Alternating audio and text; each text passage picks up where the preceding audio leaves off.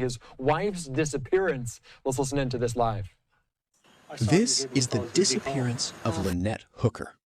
A quiet trip to the Bahamas, a couple on a yacht named Soulmate, and a story that, at first, sounded like a tragic accident, until people started looking closer, because the timeline doesn't add up. The distance doesn't make sense. And the man who was with her that night, his story keeps shifting.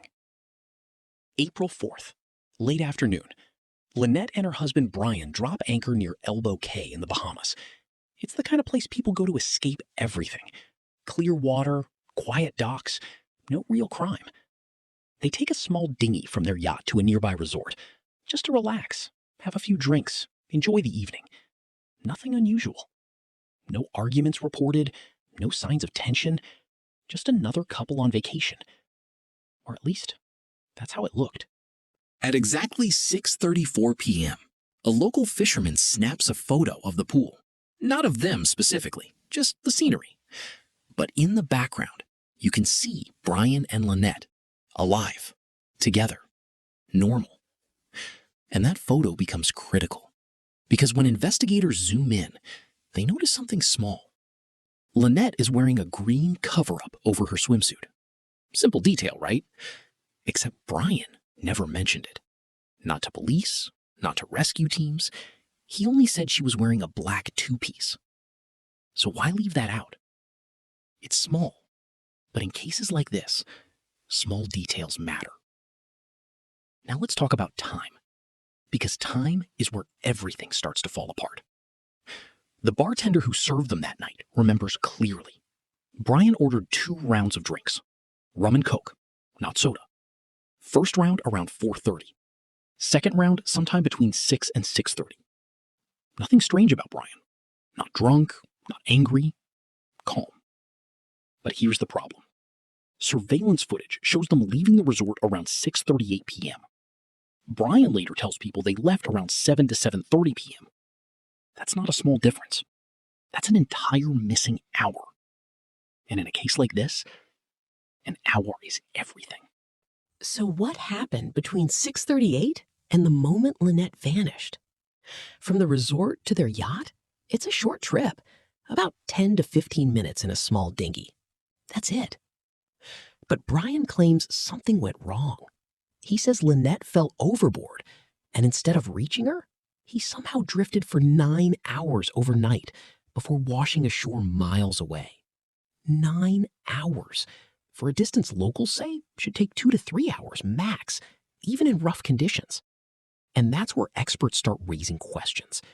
Because if the wind was strong, why would he be drifting that long? And if the water was shallow in parts, why didn't he jump in? Why didn't he follow the shoreline? Why didn't he stay in safer water? None of it lines up. Back in the U.S., Lynette's daughter Carly is trying to make sense of all this. 2 weeks go by. No answers. No closure. So she travels to the Bahamas herself. She walks the same dock her mother did, sees the same water, stands in the same place, and something doesn't sit right. The route Brian described, it doesn't feel dangerous. It feels manageable. And that only makes things worse. Carly eventually gets access to her mother's boat, still anchored, still untouched. Inside, everything is exactly where it was left.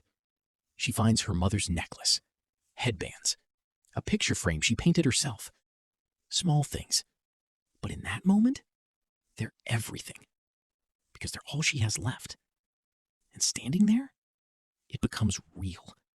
Her mother didn't just disappear. Something happened. And this is where the case turns. Because no matter how you look at it, there are hours unaccounted for. Hours where the timeline doesn't match. The physics don't make sense, and the story keeps changing. And when investigators and locals hear Brian's version, many come to the same conclusion. Something is missing. There are other details, too. Search teams say Brian seemed more focused on recovering the dinghy than actively searching for Lynette. He also moved the main boat afterward, which raises another question. If someone you love disappears at sea, why leave the place they might return to? Today, Lynette Hooker is still missing.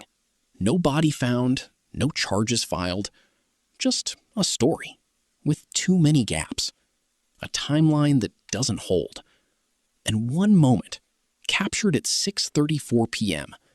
where everything still looked normal. But clearly, it wasn't. Because somewhere between that photo and the next morning, the truth disappeared with her, and it still hasn't come back.